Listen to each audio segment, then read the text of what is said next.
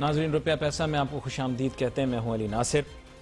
आज हम दो मौज़ूआत पे बात करेंगे। एक मौजू तो ये होगा हमारा कि जनाब वाला मुल्क के अंदर किस तरह से एक्सपोर्ट्स को बूस्ट किया जा सकता है, तिजारत और सनत के शोबे को फ़रोग़ दिया जा सकता है, मौजूदा हालात क्या साजगार हैं या नहीं। और दूसरा हमारा जो मौजू है वो बड़ा ही अहम है। देखिए, ताजिर सनतकार बिरादरी के जो लोग हैं वही जाकर ताजरों सनतकारों का मुकदमा हुकूमत के साथ या हुकूमत के सामने पेश करते हैं। उनको बताते हैं कि भाई देखो, ताजर और सनतकारों को ये मसाइल हैं, इन मसाइल को हल करें, माशी तरक्की होगी। माशी तरक्की होगी तो किसका फ़ायदा होगा? मुल्क पाकिस्तान का। तो अहम बात यह है कि जितनी ज़्यादा फ़ाल होगी ताजर और सनतकार सियासत, ताजर और सनतकार क़यादत, उतना ही ज़्यादा हमें जो है वो अच्छा हुकूमत की जानिब से रिस्पॉन्स मिले। कुछ सालों से हम देख रहे हैं कि ताजिर सनतकारों में, अब मैं क्या कहूँ, इख्तलाफात होंगे या आपसी इत्तेहाद इतना नहीं था, या शायद पॉलिसियाँ और नज़रियात इस तरह के नहीं थे कि हुकूमत उनकी बात बहुत, जिसे आप कहते हैं अहमियत देती है हुकूमत उनकी बात को। लेकिन ऐसा होना चाहिए, लेकिन ऐसा नहीं हुआ। क्यों? अब उसके बारे में हमने बात करनी है। और हमारे साथ बहुत ही अहम मेहमान शामिल गुफ्तगू होंगे। मुझे क्योंकि ताजिर सियासत का मौजू मिल जाए ना तो फिर मैं उसके साथ भाई बहुत इंजॉय करता हूं। तो मैं आज अपनी तमहीद बहुत शॉर्ट रखूंगा। मेरे साथ मौजूद हैं जनाब मियां जाहिद हुसैन साहब। नया बिजनेस ग्रुप इन्होंने बनाया है, नेशनल बिजनेस ग्रुप, उसके ये चेयरमैन हैं। इनको वेलकम करता हूं शो में। मियां जाहिद हुसैन साहब, आप एक भौचाल लेकर आ गए ताजिर सियासत के अंदर, जो आपकी पुरानी आदत है।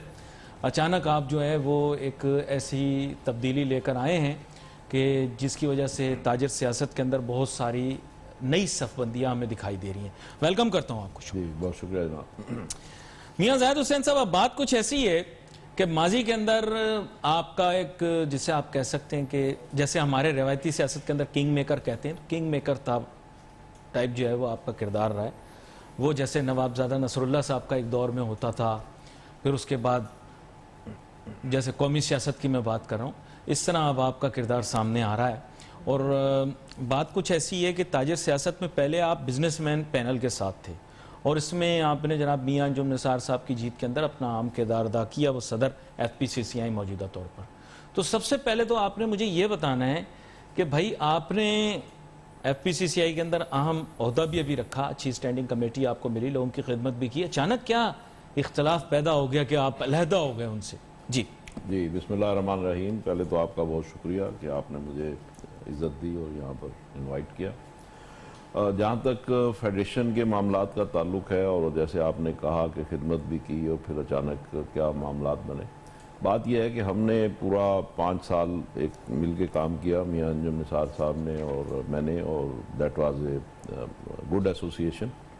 और उसके बाद जब हम इस साल इलेक्शन के बाद इसमें इक़्तिदार में आए, हमने इलेक्शन विन किया, तो असल टेस्ट जो होता है किसी का, वो जब आप इक़्तिदार में आते हैं तो उसके बाद होता है कि क्या आपने जो लोगों से वादे किए थे वो वादे आपने पूरे किए, आपका विजन क्या था, आपकी कंप्लाइंस क्या थी, आपकी कमिटमेंट्स क्या थी और डिलीवरी क्या थी, आपका जो वोटर्स हैं उनकी तरफ रिस्पॉन्स क्या था, बिहेवियर क्या था। और अब आइंदा अगर आप इलेक्शन में जा रहे हैं, ज़ाहिर है कि नए ऑफिस बेयरर्स के लिए आप उनको अपना नॉमिनेट करेंगे, तो उसमें आपका विजन क्या है और आप किस टीम को लेके आ रहे हैं और आया वो टीम आगे रिजल्ट दे पाएगी। तो ये सारी चीज़ें जो हैं अकाउंट फॉर होती हैं। तो अनफॉर्चुनेटली ये एक साल जो हमारा इक़्तिदार में गुजरा, तो इसमें हमारी जो कोहिजन थी वो उस तरीके से नहीं रही जिस तरह के एक्सपेक्टेड थी या जिस तरीके से डिज़ायर्ड थी। उसमें खासी चीज़ें जो हैं वो हमारे लिए अपना डिप्रेशन का बायस भी थी और हमारे लिए अदम इत्मीनान का बायस भी थी। हमारे जो वोटर्स हैं उनके लिए भी अदम इत्मीनान का बायस थी।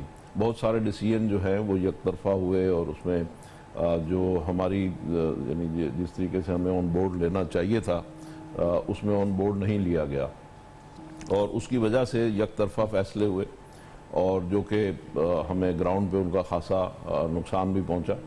इसी तरीके से जहाँ तक डिलीवरी का ताल्लुक है उसमें नो डाउट के अच्छे काम हुए, लेकिन बात यह है कि जो अच्छे काम होने चाहिए थे, जो उसकी स्पीड होनी चाहिए थी, जो जो जो क्वांटम, मैं उनकी तरफदारी नहीं कर रहा, लेकिन एक छोटी सी मैं बात करूँ। देखें, दुनिया में बैनुल अक़वामी सतह पर एक वबा आ गई। जी अब उसने भी तो एक बहुत बड़ा पोर्शन इस टेनोर का, जिसमें आप भी शामिल थे, वो भी शामिल, ज़ाहिर बात वो बतौर सदर, तो मसला तो वहाँ पर भी है ना, वो डिलीवर कैसे करते हैं जब ग्लोबल इकोनॉमी ही इतने बुरे हालात में थी। लेकिन यहाँ पर एक छोटा सा ब्रेक लेते हैं, ब्रेक के बाद वापस आते हैं, फिर मियाँ जाहिद हुसैन साहब के साथ इस मौजू पर गुफ्तगू जारी रखेंगे। Let's take a short break.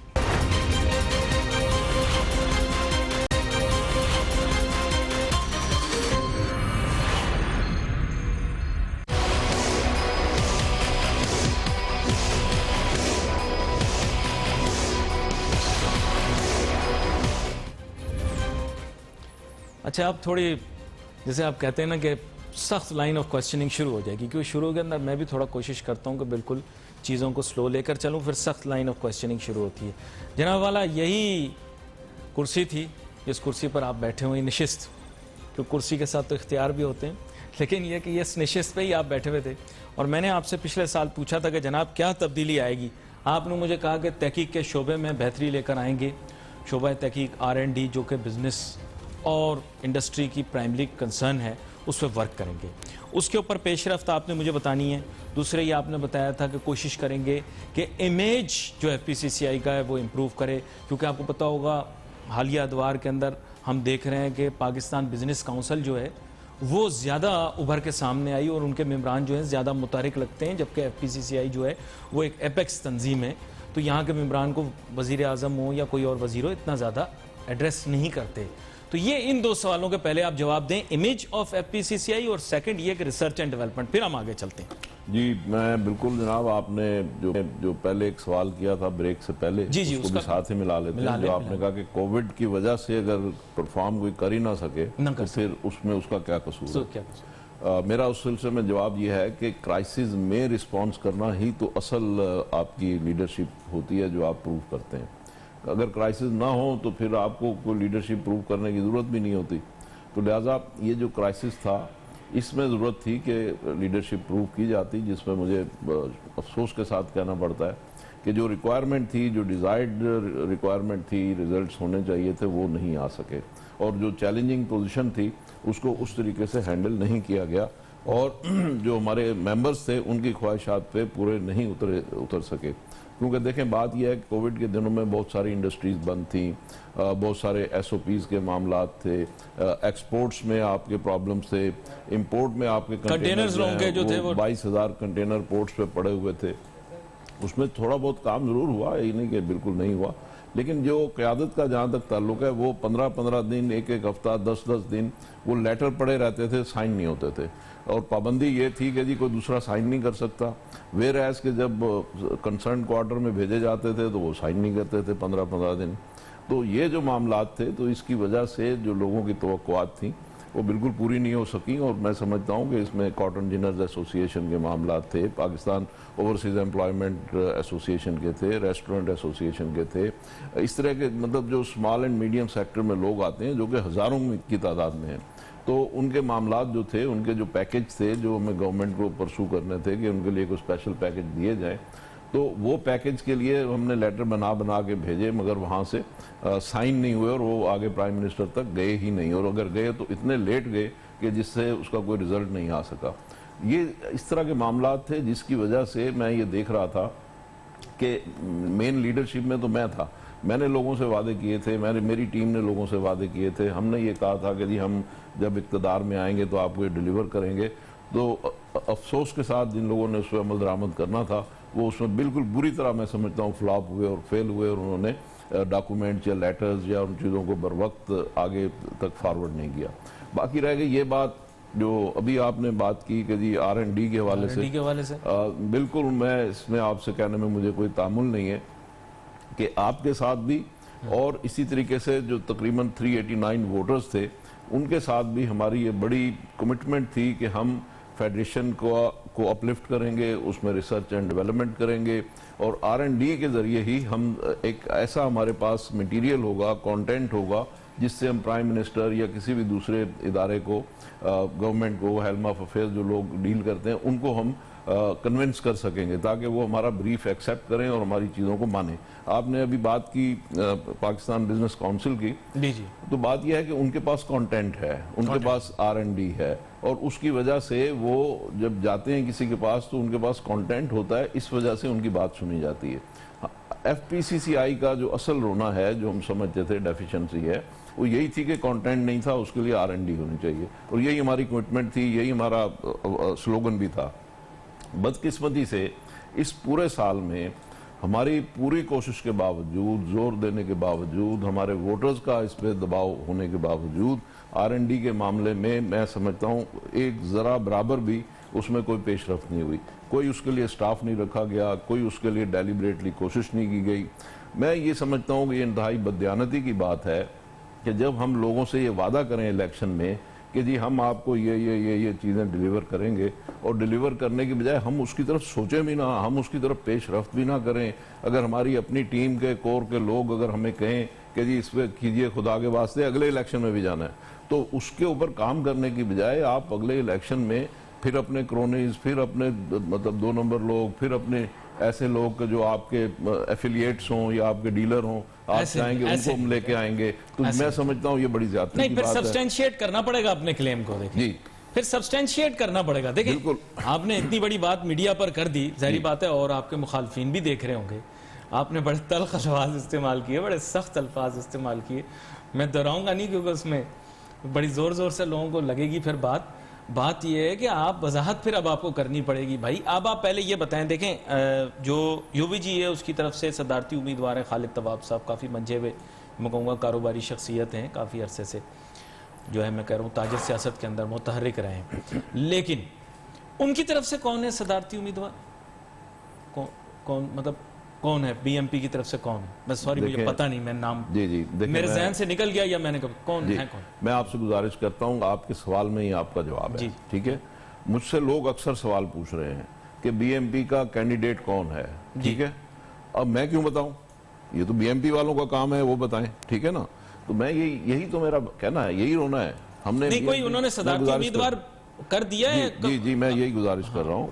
बात यह है कि जब आपने एक नेशनल इंस्टीट्यूशन, ठीक, जिसका 4000 अरब रुपए सालाना का रेवेन्यू का मैग्नीट्यूड है, ठीक है, जिसकी 360 अरब डॉलर का सेल है साल की, ठीक है, और उस मैग्नीट्यूड के इदारे के लिए जब आप लोग लेके आए, जब आप उसके लिए नॉमिनेट करें उसके ऑफिस बेरर्स के लिए लोग, तो आप इतनी जांच पड़ताल भी ना करें जितनी आप अपनी गाड़ी के फ्यूल के लिए करते हैं कि इस गाड़ी में फ्यूल कौन सा डालना है। भी आपकी गाड़ी क्या होगी, 25-50 लाख की? अरे भाई, मैंने आपसे सीधा सवाल पूछा है, आप मुझे लंबा चौड़ा मैं आपसे पूछ रहा हूँ BMP का भाई कैंडिडेट का नाम बता दें, मुझे नहीं पता ना, मैं मासूम सा बच्चा हूँ, मुझे नहीं पता इन चीजों का। ये मुल्क की इकोनॉमी की बात है, इसको मुख्तसरन आप नहीं हैंडल कर सकते। बात यह है कि इतना बड़ा इदारा, इतना बड़ा इदारा, इतना बड़ा इदारा, और उसके लिए इतना छोटा, इतना छोटा, इतना छोटा अगर आप कैंडिडेट उसके लिए लेके आएंगे, मैं उसका नाम मुझे खुद नहीं पता, मैं कैसे आपको बताऊं? मैं यही तो गुजारिश आपसे कर रहा हूं, मैं यही गुजारिश, देखें नहीं अली साहब बात यह है, नहीं बात नहीं, एक सेकंड देखें, आप मीडिया में हैं, आप एंकर हैं, आपकी मुल्क की इकोनॉमी पे नब्ज है, आप यूनिवर्सिटीज में पढ़ाते हैं। अगर होगा तो कोई बहुत गैर मारूफ आदमी होगा, क्योंकि मैंने नहीं सुना। वो इतना मतलब ऐसे आदमी को लाना खेल तमाशा है ये। मतलब आप मुझे एक बात बताएं ना, हम अपनी फैक्ट्री का मैनेजर रखते वक्त भी 10 चीजें सोचते हैं, लेकिन एक इतने बड़े इदारे के लिए आप एक ऐसा शख्स जो बिल्कुल गैर मारूफ है, जिसको सेल्स टैक्स का S नहीं आता, जिसको एक्साइज का E नहीं आता, जिसको कस्टम का C नहीं आता, उस शख्स को पाकिस्तान के ये जो 405 जो इस वक्त वोटर्स हैं एग्जीक्यूटिव और जनरल बॉडी के मेंबर, उन्होंने उस शख्स की कभी शक्ल नहीं देखी। एक साहब का मैंने सुना था, मैंने उनसे पैगाम अरसाल किया उनको कि जी मैं आपसे बात करना चाहता हूं, ये आपको जाहिर बात है प्रोग्राम में ही मदऊ करना होगा, तो लेकिन उन्होंने कोई जवाब दिया नहीं। उन्होंने कहा जी मेरे नाम के मुतालिक क्या सराही हो रही है, लेकिन जवाब नहीं मिला। ब्रेक में इनसे जानने की कोशिश करता हूं कि वही साहब हैं, अगर वही साहब हैं तो कोशिश करते हैं भाई कि उनसे किसी दिन आने वाले तो करें। Let's take a short break.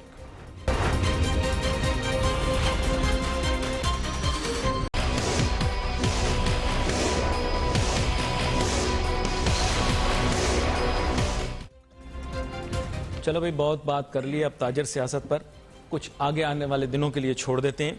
मियां जाहिद हुसैन साहब से अब बात करते हैं मुल्क की मईशत के मुतालिक। आपको पता होगा कि वज़ीर आज़म ने बहुत सारे जो मैं कहूँगा कि ऐसे इकदाम लिए हैं जिनसे ऐसा लगता है कि मईशत को जो है वो आगे फ़रोग़ मिलेगा। तो इसके बारे में बात कर लेते हैं। मियाँ ज़ाहिद हुसैन साहब, वज़ीर आज़म ने एक तो बिजली नर्ख का पैकेज दिया इजाफी बिजली पे, और वो रियायती नर्ख जो हैं उनसे ऐसा लोगों को लग रहा है कि मईशत बेहतर होगी। दूसरा ये है कि अभी भी वज़ीर आज़म पाकिस्तान जो है मुस्तकिल बुनियादों के ऊपर कुछ चीज़ों के ऊपर वर्किंग कर रहे हैं, बिलखुसूस महंगाई के मुतल्लिक। उनके वज़रा ने तो खैर उनको थोड़ा मिसगाइड किया था, लेकिन वज़ीर आज़म इमरान खान साहब एक विजनरी आदमी हैं। उन्होंने जब लोगों की पल्स पे हाथ रखा, लोगों को देखा, तो उनको पता लगा कि वाकई में महंगाई की वजह से तो लोगों का बेड़ा गर्क ही हो गया है। लेकिन फिर उसके बाद अब वो एक्शन लेना शुरू हुए। उनके वज़रा ने, उनके करीब जो लोग थे, उन्होंने उनको बहुत मिसगाइड किया कि मीडिया पे बैठे लोग जो हैं वो महंगाई की रोना रो रहे हैं। लेकिन अब इस चीज़ की भी रियलाइजेशन हो गई, मईशत की भी रियलाइजेशन हो गई, तिजारत की भी, सनत की भी। क्या लगता है आगे जाके क्या होगा? देखिए, बात यह है कि मुझे ऐसे लगता है कि पाकिस्तान की इकॉनमी बेहतर होने जा रही है। हमारा current account deficit almost plus में आ गया। हमारा ट्रेड डेफिसिट अभी भी है लेकिन कम हो गया पहले के निस्बत। अच्छा, हमारी जो फॉरेन रेमिटेंसेज हैं वो खासी बढ़ गई हैं। अब वो बढ़ गई हैं, उसमें बाद लोगों का ख्याल है कि शायद जो बैरून मुल्क पाकिस्तानी हैं वो वहाँ से अपना काम वाम ख़त्म करके, चूँकि वहाँ की जो रिसेशन है उसकी वजह से शायद वो पाकिस्तान वापस आ रहे हैं, तो इसलिए वो अपने सारी असासे यहाँ मुंतकिल कर रहे हैं, तो इस वजह से बढ़ गई हैं। लेकिन मेरा ख्याल है कि नहीं, अभी जो उसमें थोड़ी सी और बेहतरी आएगी, रिसेशन बाहर की दुनिया में कम होगा और उसकी वजह से लोग हमारे फिर अपनी जॉब्स पे रहेंगे। और उसमें रेमिटेंसेस बढ़ने का जो फैक्टर था वो हमारा रुपया डिवैल्यू होने की वजह से था। अब ठीक है, रुपया थोड़ा रिकवर किया है, 5-7 रुपये बेहतर हुआ है, लेकिन ये कि मुझे लगता है कि पाकिस्तान की जो फॉरेन रेमिटेंसेस है वो बेहतर ही रहेंगी। अच्छा, अब जहाँ तक एक्सपोर्ट का ताल्लुक है, एक्सपोर्ट हमारी पिछले महीने कोई 22% के करीब मंथ ऑन मंथ बेसिस के ऊपर 22% के करीब बढ़ी हैं। ओवरऑल अगर पिछले साल की एक्सपोर्ट्स हम देखते हैं तो उसी यानी कोविड के बावजूद वो तकरीबन $22 बिलियन रही हैं। तो ये सारे मामलात हैं, इससे मुझे अच्छा लग रहा है। अब आने वाले दिनों में जो मुझे मज़ीद अच्छा लग रहा है वो ये है कि अब प्राइम मिनिस्टर और उनकी टीम ट्रैक पे आ गए हैं। वो इस तरीके से ट्रैक पे आ गए कि पिछले 25 साल से हम ये रो रहे थे कि हमें आप कॉस्ट ऑफ डूइंग बिजनेस में कॉम्पिटिटिव करें। अब इन्होंने इस चीज़ को मान लिया है और अभी ये जो इलेक्ट्रिसिटी का जो इन्होंने पैकेज दिया है वो भी उस समत में मैं समझता हूँ 1 कदम नहीं 10 कदम भी आगे बढ़े हैं और उसका बहुत अच्छा इम्पैक्ट आएगा। जब अच्छा इम्पैक्ट आएगा तो ये फिर उसी समत में और आगे बढ़ेंगे, तो कॉस्ट ऑफ डूइंग बिजनेस में ये बेहतर हो जाएगा। इसी तरीके से हमारी जो इंपोर्ट एक्सपोर्ट पॉलिसी आ रही है, जो कि बिल्कुल अब 2-4 दिन में आनी चाहिए, कैबिनेट में जा रही है, उसमें ये 7.5 सेंट बिजली के लिए कर रहे हैं। इसी तरीके से RLNG और जो हमारी CNG है उसका भी जो डिफरेंस ऑफ प्राइस है उसको ये नैरो कर रहे हैं और उससे भी हमारी जो यानी जो कॉस्ट होगी, कॉस्ट ऑफ डूइंग बिजनेस, वो बेहतर होगी। अभी हमारा इंटरनेशनल रैंकिंग में जो नंबर है वो 108 है, उसको इनको और कम करके उसको नीचे लाना चाहिए। तो ये अच्छा, इसी तरीके से हमारा जो इस वक्त मार्कअप रेट है वो 7% है, जो कि मैं समझता हूँ कि अगेन एक अच्छी चीज़ है और इसको कंटिन्यू करना चाहिए, बल्कि 1-2% कम कर सकें तो और बेहतर होगा। जो इनकी अब डायरेक्शन आ रही है ना, वो मैं देख रहा हूँ कि ये बिज़नेस फ्रेंडली हो गई है और उसमें बहुत बड़ा टिल्ट आया है और बहुत बड़ा इनका झुकाव आया है बिज़नेस कम्युनिटी की तरफ। और उससे आप देखिएगा कि ये जैसे जैसे थोड़ी थोड़ी सिचुएशन बेहतर होती जाएगी, इससे एम्प्लॉयमेंट भी लोगों को मिलेगी। जो भी कोविड की वजह से कोई 1 करोड़ जॉब्स लोगों की गई थी, अब उसमें हमारी जो है वो खते गुर्बत जो है वो भी बेहतरी की तरफ जाएगी। उसमें हमारा एजुकेशन भी बेहतर होगी, हमारी एम्प्लॉयमेंट भी बेहतर होगी और लोगों के रोज़गार बेहतर होंगे। और उसमें साथ साथ अगर यानी वज़ीर आज़म पाकिस्तान अगर वो इस चीज़ को देख लें कि हमारे जो स्टार्टअप्स हैं, जो हमारे नौजवान हैं, स्टार्टअप्स एक ऐसी चीज़ है जो पाकिस्तान की काया पलट सकती है। स्मॉल एंड मीडियम एक ऐसा सेक्टर है जो पाकिस्तान की काया पलट सकता है। तो स्मॉल एंड मीडियम के लिए तो अभी इन्होंने इलेक्ट्रिसिटी के पैकेज का ऐलान किया है। स्टार्टअप्स के लिए भी कोई इस किस्म की बहुत सारी स्कीमें हैं। उन सारी स्कीमों में उसमें होना ये चाहिए कि वो मार्केट कंपैटिबल होनी चाहिए। हमारे स्टार्टअप्स के लिए बाहर से रेमिटेंसेस मंगाने का बहुत बड़ा मसला है, उनका पेपैल वगैरह का यहाँ पे है नहीं अवेलेबिलिटी, इस वजह से वो अपने पैसे बाहर से मंगवा नहीं सकते। इन सारी चीज़ों को अगर हम ईज़ आउट कर देते हैं तो उसमें यूनिवर्सिटियों में जो बच्चे बच्चियाँ पढ़ रहे हैं वो एक इतना बड़ा हमारा असासा होगा, वो इतना बल्ज है हमारे पास कि हर बच्चा बच्ची जो है वो 10, 20, 25, $50 डेली इस तरीके से वो इनकम जनरेट कर सकता है और हमारे मुल्क में उससे एक बहुत बड़ा इनकलाब आ सकता है। बहरहाल वो तो एक आगे की चीज़ है, यानी फौरी डूएबल है, फौरी तौर पे करना चाहिए। लेकिन इस वक्त जो हमारा कन्वेंशनल ट्रेड एंड इंडस्ट्री का भी जो मामला है, उसको भी अगर हम मजीद जिस तरह के इंडस्ट्रियल जोन अगर हम बनाना शुरू कर देते हैं ताकि ज़मीन थोड़ी सस्ती हो, इंडस्ट्री लग सके, और उसमें फिर अभी RFF में भी इसमें उसमें कुछ अमाउंट बढ़ा रहे हैं, 140 बिलियन रुपए से उसको 200 बिलियन कर रहे हैं।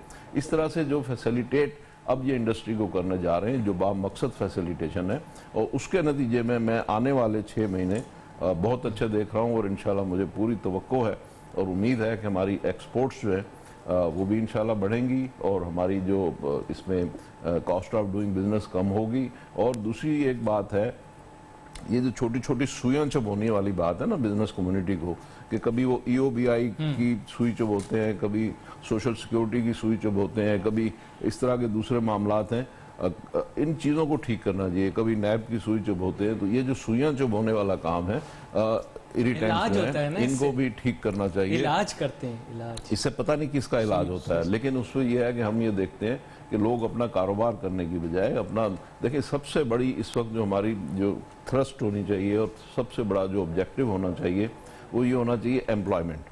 अगर एक शख्स जो है, अगर आप उसको इतना स्टालवर्ट कर दें कि वो अपने साथ 10 आदमियों को मिला ले और 10 आदमियों को रोजगार देना शुरू कर दे, तो आप इससे अंदाजा लगा सकते हैं कि कितनी बड़ी तादाद में हमारे यहाँ अनएम्प्लॉयमेंट दूर हो जाएगी। बड़ी अहम बात आप कर रहे हैं, इसके ऊपर एक और नशिस्त रखनी पड़ेगी। दो ने नुकात जिक्र किया जिनके ऊपर बाकायदा एक नशिस्त होगी आगे चल के, आगे आने वाले दिनों के अंदर आपको दोबारा से मदऊ करेंगे। We wait for messages on Facebook. यहाँ पे अली नासिर हमारी टीम को इजाजत दीजिए। अल्लाह हाफिज़।